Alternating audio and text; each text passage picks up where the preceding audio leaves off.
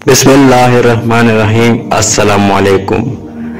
Tirmidhi की रिवायत है, आप सल्लल्लाहु अलैहि वसल्लम ने फरमाया कि क़यामत वाले दिन मेरे करीब सबसे ज़्यादा वो शख्स होगा जिसने मुझ पर सबसे ज़्यादा दुरूद भेजा होगा। मैं और आप चाहते हैं कि हम रसूलुल्लाह सल्लल्लाहु अलैहि वसल्लम के करीब हो। हर मुसलमान की ख्वाहिश होती है कि आप सल्लल्लाहु अलैहि वसल्लम के करीब हो। क़यामत के दिन और जन्नतुल फिरदौस में भी आप सल्लल्लाहु अलैहि वसल्लम का साथ मिले।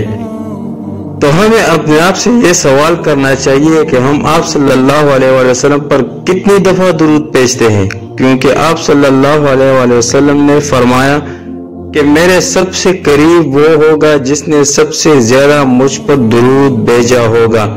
अगर हम दुरूद पढ़ते ही नहीं तो क्या हम वाकई करीब होंगे रसूलुल्लाह सल्लल्लाहु अलैहि वसल्लम से? आप सल्लल्लाहु अलैहि वसल्लम ने फरमाया कि जो शख्स भी जब तक मुझ पर दुरूद भेजता रहता है, अल्लाह के फरिश्ते उसके लिए रहमत की दुआ करते रहते हैं।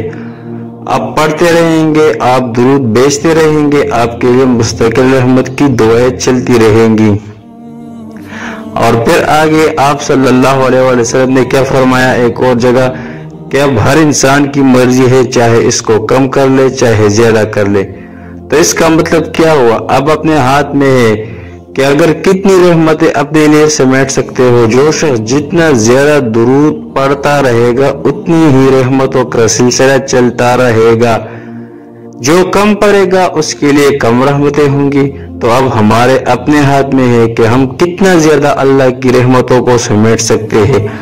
आप सोचिए रसूलुल्लाह सल्लल्लाहु अलैहि वसल्लम के बारे में कि कैसी जात है कि जिनके ऊपर एक दफा दुरूद भेजने से अल्लाह ताला तमाम कायनात के फरिश्तों को कहता है कि मेरे इस बंदे के ऊपर 10 दफा रहमत की दुआ करो उस बंदे के लिए। तो जो शख्स रसूलुल्लाह सल्लल्लाहु अलैहि वसल्लम की जिंदगी के मुताबिक बसर करेगा उसका क्या मकाम होगा अल्लाह के सामने। उनकी जिंदगी में कितनी खैर और बरकत होगी जो हर मामले में रसूलुल्लाह सल्लल्लाहु अलैहि वसल्लम को अपना आइडियल बना के चलता है, जो हर मामले में रसूलुल्लाह सल्लल्लाहु अलैहि वसल्लम को कॉपी करने की कोशिश करता है, जो हर मामले में रसूलुल्लाह सल्लल्लाहु अलैहि वसल्लम की जिंदगी के मुताबिक अपनी जिंदगी को डालने की कोशिश करता है।